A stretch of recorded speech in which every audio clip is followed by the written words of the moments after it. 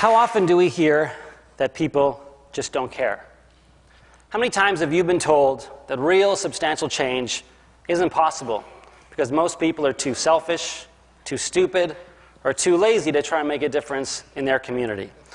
I propose to you today that apathy as we think we know it doesn't actually exist, but rather that people do care, but that we live in a world that actively discourages engagement by constantly putting obstacles and barriers in our way. And I'll give you some examples of what I mean. Let's start with City Hall. You ever seen one of these before? This is a newspaper ad. It's a notice of a zoning application change for a new office building, so the neighborhood knows what's happening.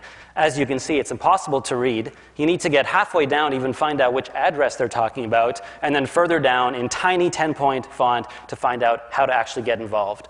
Imagine if the private sector advertised in the same way. If Nike wanted to sell a pair of shoes and put an ad in the paper like that. Now, that would never happen. You'll never see an ad like that because Nike actually wants you to buy their shoes. Whereas the City of Toronto clearly doesn't want you involved with the planning process, otherwise their ads would look something like this, with all the information basically laid out clearly. As long as the city's putting out notices like this to try and get people engaged, then of course people aren't going to be engaged. But that's not apathy, that's intentional exclusion. Public space. The manner in which we mistreat our public spaces is a huge obstacle towards any type of progressive political change because we've essentially put a price tag on freedom of expression. Whoever has the most money gets the loudest voice, dominating the visual and mental environment. The problem with this model is that there's some amazing messages that need to be said that aren't profitable to say. So you're never going to see them on a billboard. The media plays an important role in developing our relationship with political change, mainly by ignoring politics and focusing on celebrities and scandals. But even when they do talk about important political issues, they do it in a way that I feel discourages engagement. And I'll give you an example. The Now magazine from last week, Progressive Downtown Weekly in Toronto. This is the cover story. It's an article about a theater performance, and it starts with basic information about where it is, in case you actually want to go and see it after you've read the article. Where, the time, the website. Same with this. It's a movie review, an art review, a book review, where the reading is in case you want to go. A restaurant, you might not want to just read about it, maybe you want to go to the restaurant, so they tell you where it is, what the prices are, the address, the phone number, etc. Then you get to their political articles. Here's a great article about an important election race that's happening, talks about the candidates, written very well, but no information, no follow-up, no websites for the campaigns, no information about when the debates are, where the campaign offices are.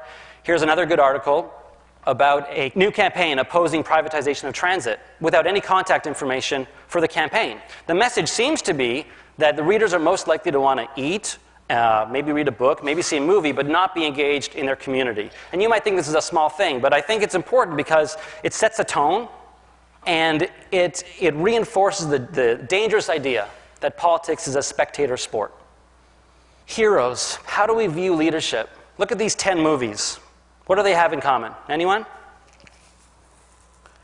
They all have heroes who were chosen. Someone came up to them and said, "You're the chosen one. There's a prophecy. You have to save the world." And then someone goes off and saves the world because they've been told to, with a few people tagging along. This helps me understand why a lot of people have trouble seeing themselves as leaders, because it sends all the wrong messages about what leadership is about. A heroic effort is a collective effort, number one. Number two, it's imperfect. It's not very glamorous, and it doesn't suddenly start and suddenly end. It's an ongoing process your whole life. But most importantly, it's voluntary. It's voluntary. As long as we're teaching our kids that heroism starts when someone scratches a mark on your forehead or someone tells you that you're part of a prophecy, they're missing the most important characteristic of leadership, which is that it comes from within. It's about following your own dreams uninvited, and then working with others to make those dreams come true. Political parties, oh boy.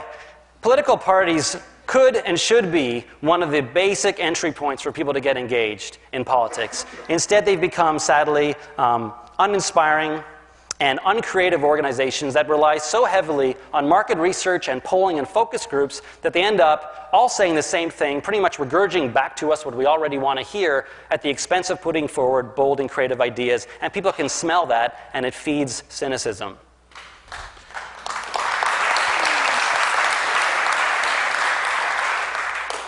Charitable status.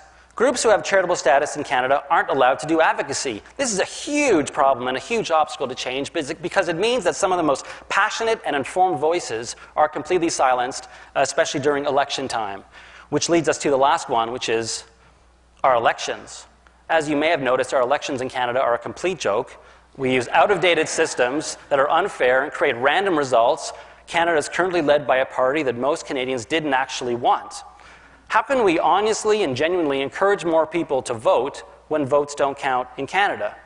And you add all this up together, and of course people are apathetic. It's like trying to run into a brick wall. Now, I'm not trying to be negative by throwing all these obstacles out and explaining what's in our way. Quite the opposite. I actually think people are amazing and smart and that they do care. But that, as I said, we live in this environment where all these obstacles are being put in our way. As long as we believe that people, our own neighbors, are selfish, stupid, or lazy, then there's no hope. But we can change all those things I mentioned. We can open up City Hall. We can reform our electoral systems. We can democratize our public spaces. My main message is, if we can redefine apathy, not as some kind of internal syndrome, but as a complex web of cultural barriers that reinforces disengagement, and if we can clearly identify what those obstacles are, and then if we can work together collectively to dismantle those obstacles, then anything is possible. Thank you.